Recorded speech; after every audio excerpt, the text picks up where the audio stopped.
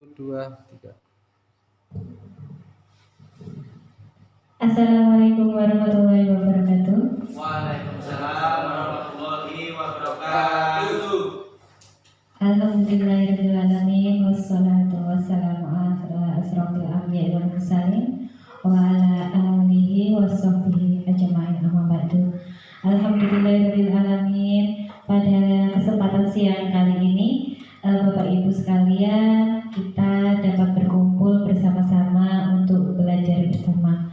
Pada kesempatan kali ini, perkenankan saya Tias Wijayanti, Sarjana Pendidikan Islam, calon guru penggerak Angkatan 11 Kabupaten Wonogiri, mempersembahkan diseminasi restitusi segitiga, diseminasi budaya positif yang dapat kita terapkan di sekolah. Mohon waktunya kepada Bapak Ibu sekalian untuk menyimak pemaparan saya di siang ini. Menyebarkan pemahaman dan penerapan pengalaman budaya positif dengan fasilitator Dr. Anda Dwi Susilanise, pengajar praktik Febri Sumaryanto, SPD, SD. Dalam kegiatan calon guru penggerak Angkatan 11 ini, kami belajar tentang disiplin positif. Nah, apa itu budaya positif, Bapak Ibu sekalian? Nilai-nilai, keyakinan, dan kebiasaan yang berpihak pada murid agar murid berkembang menjadi pribadi yang kritis, penuh hormat, dan tanggung jawab. Nah, konsep inti budaya positif itu sendiri yang pertama yaitu disiplin positif dan nilai-nilai kebajikan universal. Yang kedua, teori motivasi, hukuman, dan penghargaan serta restitusi. Yang ketiga adalah kebutuhan dasar manusia dan dunia berkualitas. Yang keempat, keyakinan kelas. Yang kelima, restitusi, yang terdiri dari 5 posisi kontrol, dan yang keenam yaitu restitusi atau segitiga restitusi itu sendiri. Selanjutnya, tujuan budaya positif. Jadi setiap kegiatan atau setiap suatu program pasti ada tujuannya. Nah, tujuan budaya positif itu sendiri yaitu untuk menghasilkan murid-murid yang berkarakter, disiplin, santun, jujur, peduli, dan bertanggung jawab. Nah, dari situ, dari tujuan tadi, dapat kita simpulkan pertanyaan-pertanyaan seperti ini. Apakah Anda setuju dengan pertanyaan berikut, Bapak Ibu sekalian? Pertanyaan pertama yaitu hukuman dapat mendisiplinkan anak. Setuju atau membuatkan Bapak Ibu sekalian? Tidak. Yang kedua, pemberian hukuman dengan hal positif seperti membersihkan halaman sekolah dapat meningkatkan disiplin anak. Setuju atau tidak? Tidak. Yang ketiga, memberi penghargaan dapat meningkatkan motivasi belajar anak. Setuju atau tidak? Tidak. Yang keempat, hukuman membuat anak jera dan tidak melakukan kesalahan lagi. Setuju atau tidak? Tidak. Nah, dari keempat pertanyaan ini, kira-kira kita sudah melakukannya selama ini apa belum? Sudah, ya. Iya, Pak. Jadi kebanyakan dari kita sebagai pendidik melakukan salah satu dari 4 pertanyaan ini. Bahkan kalau mungkin kita melakukan semuanya, pernah melakukan semuanya. Nah, selanjutnya Bapak Ibu, mana dari disiplin? Nah, arti kata disiplin berasal dari bahasa Latin disciplina yang artinya belajar. Kata disiplin juga berasal dari kata-kata yang sama yaitu disiplin atau murid, artinya murid atau pengikut. Disiplin diri membuat orang menggali potensinya menuju sebuah tujuan apa yang dia hargai. Namun dalam budaya kita, makna disiplin menjadi sesuatu yang dilakukan seseorang pada orang lain untuk mendapatkan kepatuhan.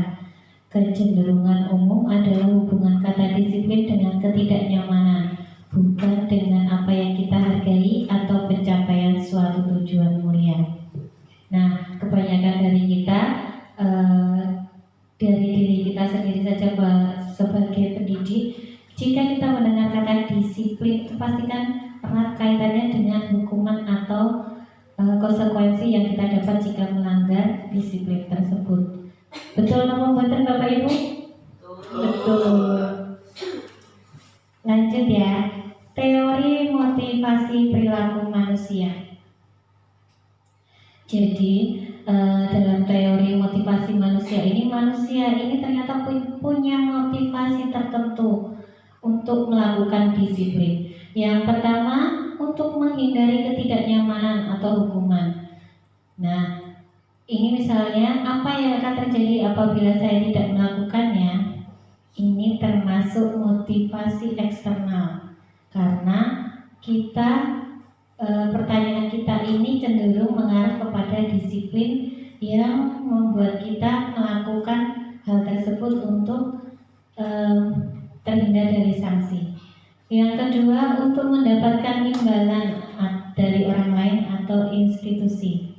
Misalnya ada pertanyaan, apa yang saya dapatkan apabila saya melakukannya? Ini juga termasuk motivasi eksternal, karena kita cenderung bertanya apa yang kita dapatkan itu kan cenderung kita mendapat apa dari sesuatu hal yang kita lakukan ini. Itu kan cenderung mengharapkan imbalan. Dan yang ketiga, untuk menghargai diri sendiri. Misalnya ada pertanyaan, saya akan menjadi orang yang seperti apa bila saya melakukannya? Nah, ini adalah motivasi internal atau tujuan disiplin positif itu sendiri, karena berasal dari dalam diri kita. Nah, tadi kita sudah belajar tentang apa itu disiplin. Selanjutnya, apa itu restitusi? Nah, restitusi adalah proses menciptakan kondisi bagi murid untuk memperbaiki kesalahan mereka, sehingga mereka bisa kembali pada kelompok mereka dengan karakter yang lebih kuat. Restitusi juga merupakan proses kolaboratif yang mengajarkan murid untuk mencari solusi pada masalah mereka dan membantu murid berpikir tentang orang seperti apa yang mereka ingin menjadi. Jadi tujuan mereka cenderung mulia dan bagaimana mereka harus memperlakukan orang lain. Ini dikutip dari pendapat Gosen pada tahun 2004.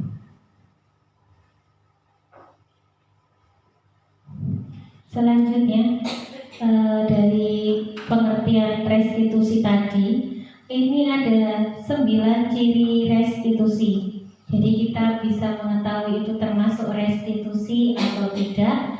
Itu kita bisa melihat dari 9 ciri-ciri restitusi yang ada di depan ini.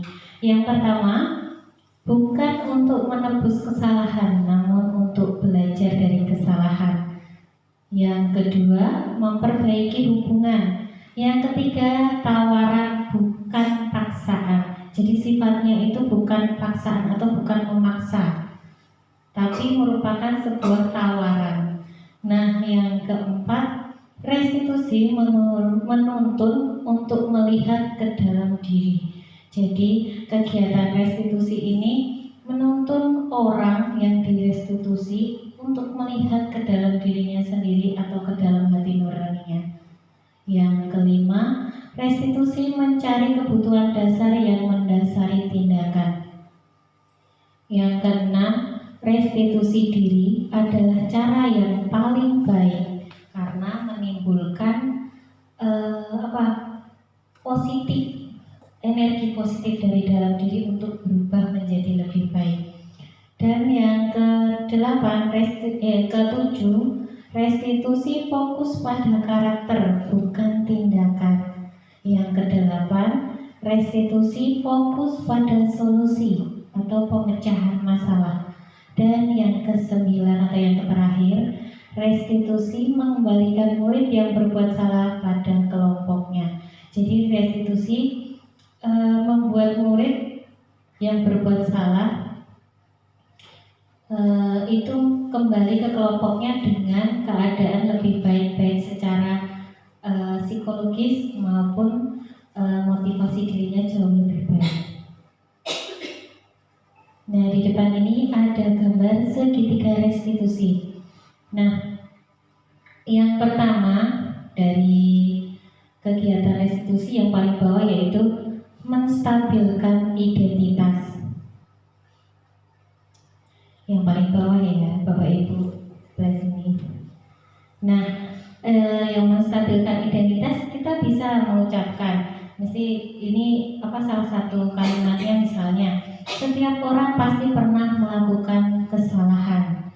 Kamu bukan satu-satunya yang pernah melakukan ini. Ini tahapan pertama. Yang kedua yaitu validasi kebutuhan. Pernyataannya misalnya kita bisa mengatakan kamu tentu punya alasan mengapa melakukan hal itu. Adakah cara yang lebih baik atau lebih efektif untuk mendapatkan apa yang kamu butuhkan?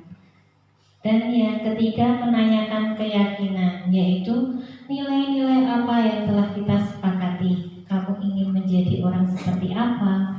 Nah, dari ketiga tahapan ini saling berhubungan satu dengan yang lain.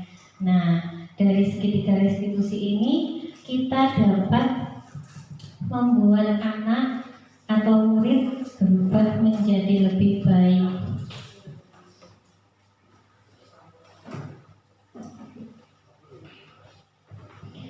Yang pertama yaitu kegiatan menstabilkan identitas.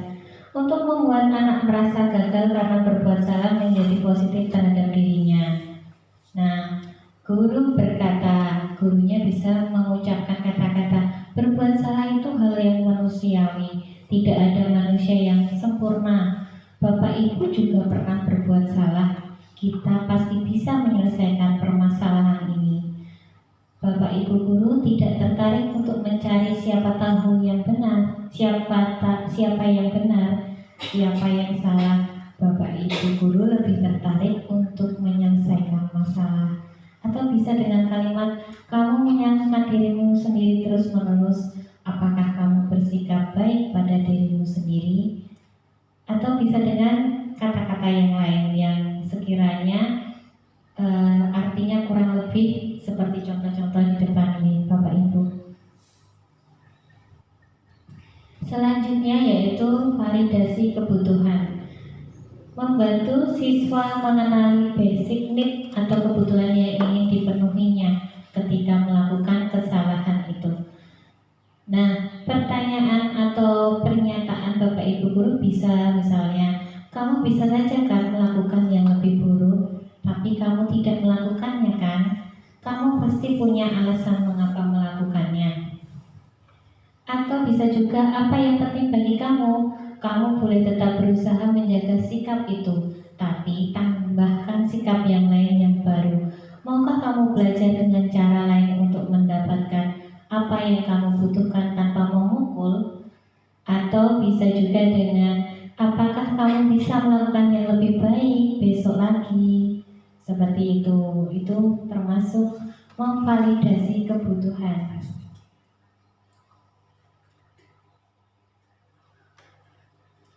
Nah, kebutuhan dasar manusia. Tadi disebutkan validasi tentang kebutuhan. Kebutuhan dasar manusia itu ada 5, yaitu yang pertama bertahan hidup, kasih sayang dan rasa diterima, penguasaan, kebebasan, dan kesenangan. Kebutuhan dasar manusia, kebutuhan dasar bertahan hidup. Kebutuhan yang bersifat fisiologis untuk bertahan hidup, misalnya kesehatan, rumah, dan makanan. Jadi ini berhubungan berhubungan dengan kesehatan fisik manusia itu sendiri. Yang kedua, rasa kasih sayang dan rasa diterima. Kebutuhan untuk diterima ini merupakan salah satu kebutuhan manusia juga, meliputi keinginan untuk tetap berhubungan seperti orang lain, seperti teman, terhubung dengan orang lain seperti teman, keluarga, pasangan hidup, teman kerja, binatang peliharaan, dan kelompok di mana kita tergabung. Karena kita termasuk makhluk sosial, jadi nggak bisa terpisahkan dari rasa diterima. Nah, kebutuhan dasar manusia yang lain yaitu penguasaan atau kebutuhan atas kemampuan, menjadi kompeten, menjadi terampil, diakui atas prestasi dan keterampilan kita, didengarkan dan memiliki rasa harga diri. Itu juga merupakan kebutuhan dasar manusia yang harus terpenuhi. Masih ada dua lagi dari tiga yang tadi, yaitu kebebasan atau kebutuhan akan pilihan, kebutuhan kemandirian, otonomi, memiliki pilihan dan mampu mengendalikan arah hidup seseorang. Itu juga suatu kebutuhan dasar manusia. Dan yang terakhir, kesenangan atau kebutuhan untuk merasa senang, kebutuhan untuk mencari kesenangan, bermain dan tertawa. Itu juga sebuah kebutuhan di Bapak Ibu. Jadi kita itu sebagai manusia itu juga berhak untuk kesenangan atau kebahagiaan. Selanjutnya, kegiatan restitusi yang ketiga yaitu menanyakan keyakinan. Anak melihat kesalahannya dihubungkan dengan norma sosial dan nilai-nilai yang mendasari manusia berinteraksi dengan orang lain. Kata-kata yang bisa Bapak Ibu ucapkan misalnya, apa nilai yang kita percaya di kelas atau sekolah kita? Nilai-nilai universal apa yang telah kita sepakati? Kelas yang ideal itu seperti apa sih? Atau kamu juga ingin jadi anak seperti apa? Apa yang kamu rasakan ketika kamu melakukan itu? Kamu ingin menjadi orang seperti apa? Nah, kita menanyakan keyakinan pada anak yang melakukan kesalahan. Ini video saya ketika melakukan restitusi. Ada seorang anak bernama Dava, sedang saya restitusi karena dia marah-marah dengan temannya dan tanpa sengaja menyobek buku temannya. Setelah yang pertama saya lakukan yaitu menstabilkan identitas. Saya tanya dianya. Terus yang kedua yaitu memvalidasi kesalahan. Dan yang ketiga, saya menanyakan keyakinan.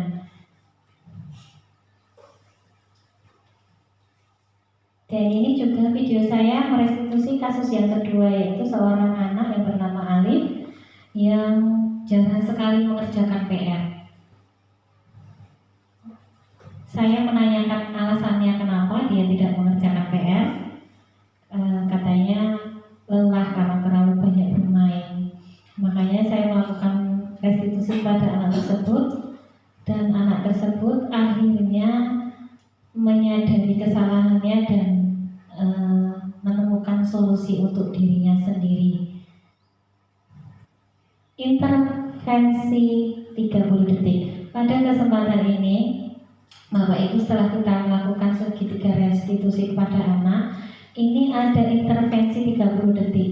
Intervensi ini bisa membantu murid kembali ke tujuan semula dengan cukup singkat dan dengan cara non-konfrontatif. Jadi kita tidak perlu berkonfrontasi dengan murid atau istilahnya kita beradu argumen dengan murid, itu tidak perlu. Nah, bagaimana caranya? Caranya ada beberapa pertanyaan yang bisa kita tanyakan kepada anak tersebut. Misalnya, apakah kamu ingin berbuat lebih baik? Atau yang kedua, apakah ini kamu sedang menjadi orang yang sedang kamu inginkan? Yang ketiga, apakah kamu bisa mengubah kegiatan atau perilaku kamu saat ini menjadi sikap yang lebih membantu? Yang keempat, apakah wajar membuat kesalahan? Bisa kita memperbaikinya? Yang kelima, apa yang kamu lakukan saat ini sesuai atau oke? Yang keenam, kapan kamu siap untuk memulai? Yang keenam, peraturannya apa? Karena biasanya kita kan di kelas ada keyakinan kelas ya. Jadi kita bertanya seperti itu saja, mungkin anak-anak sudah ingat kembali atau tersadar tentang peraturan yang ada di kelas.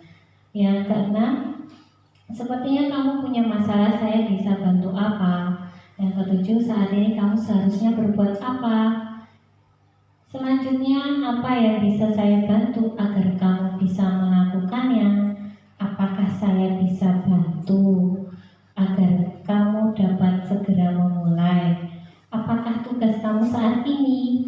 Bagaimana kamu ingin diperlakukan pada kegiatan ini? Bisakah kamu melakukannya? Apa yang kamu inginkan? Peraturannya apa? Nah, kalimat-kalimat ini dapat mengintervensi anak, membantu murid kembali ke tujuan semula. Selanjutnya, sebagai guru yang melakukan restitusi, kita ada 5 posisi kontrol seorang guru. Nah, dari sini ada pernyataan-pernyataan, terus ada bahkan siapa yang mengatakan. Nah, yang pertama, pernyataan pertama, saya kecewa sekali dengan kamu, pasti membuat orang merasa bersalah. Yang kedua, kamu tidak pernah benar melakukannya. Siapa yang mengatakannya? Penghukum. Nah, yang ketiga, ayolah lakukan demi bapak atau ibu. Siapa yang mengatakannya? Teman. Yang keempat, apakah kamu mendapatkan stiker bintang hari ini? Yang mengatakan adalah pemantau. Dan yang kelima, bagaimana kamu bisa menyelesaikan masalah ini? Yang mengatakannya adalah seorang manajer. Sebagai seorang guru yang melakukan restitusi, kita termasuk pada tingkatan manajer. Jadi kegiatan restitusi menjadikan kita sebagai guru yang dapat memanage kelakuan atau memanage perilaku anak. Nah, di sini ada 5 posisi kontrol yang tadi sudah disebutkan, yaitu penghukum, pembuat orang merasa bersalah, teman, pemantau, dan manajer. Nah, di sini yang termasuk identitas gagal atau kontrol dari luar, yaitu penghukum dan pembuat orang merasa bersalah. Nah, selain itu ada identitas berhasil atau sukses kontrol dari luar, yaitu teman dan pemantau. Selanjutnya ada identitas berhasil atau sukses, yaitu kontrol dari diri sendiri sebagai manajer. Jadi Bapak Ibu guru, kita kalau melakukan restitusi, posisi kita itu ada pada tingkatan sebagai manajer. Nah, selanjutnya hukuman. Bapak Ibu pernah menghukum anak? Pernah, saya juga pernah dulu. Nah, ketika kita belajar modul restitusi, insya Allah setelahnya kita tidak menghukum anak, tapi kita melakukan restitusi kepada anak. Nah, hukuman adalah tindakan yang diberikan kepada siswa sebagai akibat dari perilaku yang melanggar aturan sekolah. Hukuman cenderung bersikap tidak terencana dan seringkali datang secara tiba-tiba tanpa melibatkan siswa dalam proses pengambilan keputusan. Yang kedua ada konsekuensi. Selain hukuman ada konsekuensi. Konsekuensi adalah langkah-langkah yang direncanakan dan disepakati sebagai akibat dari pelanggaran aturan, tetapi berbeda dengan hukuman karena melibatkan proses yang lebih terstruktur dan kerjasama antara guru dan siswa. Jadi berbeda dengan hukuman karena lebih terstruktur dan bekerja sama antara guru dan siswa. Perbedaan hukuman dan konsekuensi. Jadi hukuman dan konsekuensi ini kan biasanya kita berikan kepada anak yang melanggar peraturan atau keyakinan kelas ya. Nah, perbedaannya dari hukuman dan konsekuensi yaitu yang pertama, hukuman sesuatu yang menyakitkan dan harus terjadi. Jadi pasti menyakitkan buat anak. Kalau konsekuensi itu adalah sesuatu yang harus terjadi, jadi sifatnya tidak menyakitkan karena dalam konsekuensi itu kan ada hubungan anak dan guru dalam menentukan konsekuensi yang ingin disepakati. Hukuman membuat anak sakit baik fisik maupun hati dalam jangka waktu yang lama. Sedangkan konsekuensi membuat anak merasa tidak nyaman dalam jangka waktu pendek. Hukuman, anak menjadi membenci kedisiplinan. Konsekuensi, anak menghargai disiplin. Hukuman bersifat paksaan. Konsekuensi bersifat stimulus dan tanggapan. Hukuman mendorong anak menyakiti diri sendiri. Konsekuensi mendorong anak agar mudah menyesuaikan diri. Hukuman konsep diri yang buruk. Konsekuensi konsep diri yang baik. Hukuman anak belajar untuk menyembunyikan kesalahan. Konsekuensi anak belajar untuk mematuhi peraturan.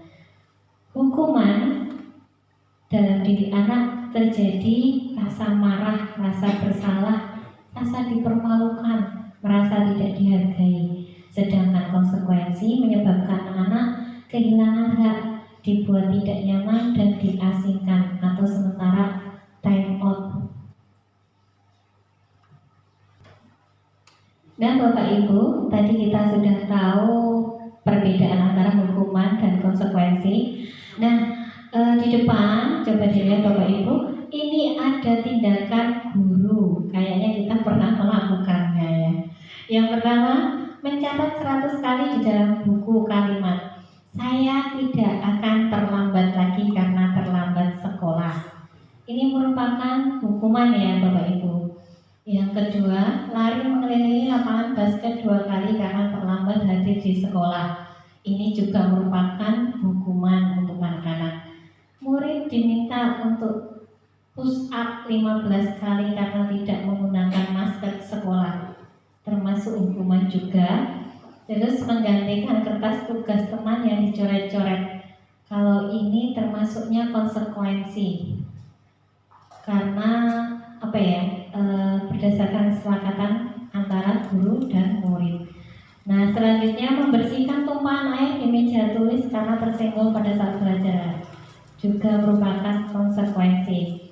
Murid disuruh untuk mengenakan sepatu seharian di sekolah karena tidak mengenakan sepatu.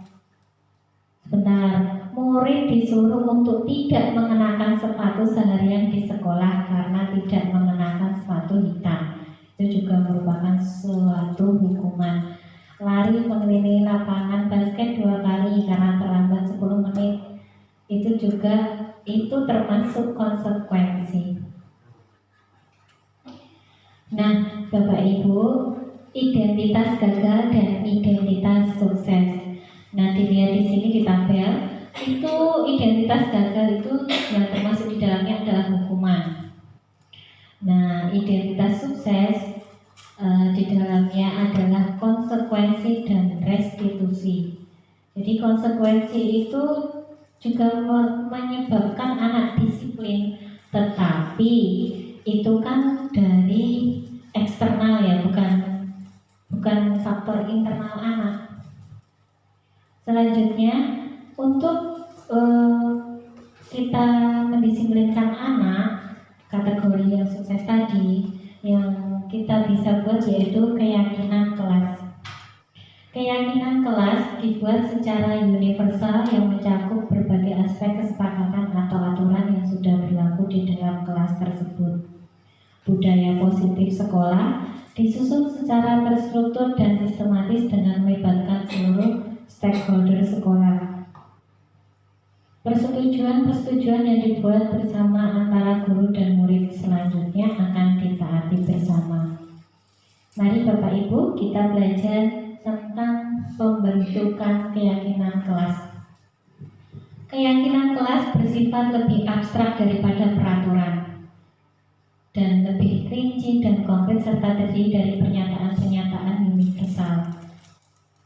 Keyakinan kelas sebaiknya sesuatu yang dapat diterapkan di lingkungan tersebut. Pernyataan keyakinan kelas senantiasa dibuat dalam bentuk positif.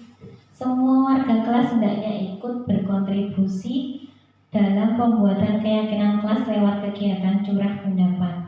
Keyakinan kelas hendaknya tidak terlalu banyak sehingga mudah diingat dan dipahami semua siswa. Yang terakhir, bersedia meninjau kembali keyakinan kelas dari waktu ke waktu sesuai dengan perkembangan anak dan kebutuhan anak. Keyakinan kelas itu terdiri dari nilai-nilai kebajikan universal, yaitu di dalamnya ada keadilan, kehormatan, peduli, integritas, kejujuran, kesehatan, keamanan, kesabaran, tanggung jawab, mandiri, berprinsip, dan keselamatan.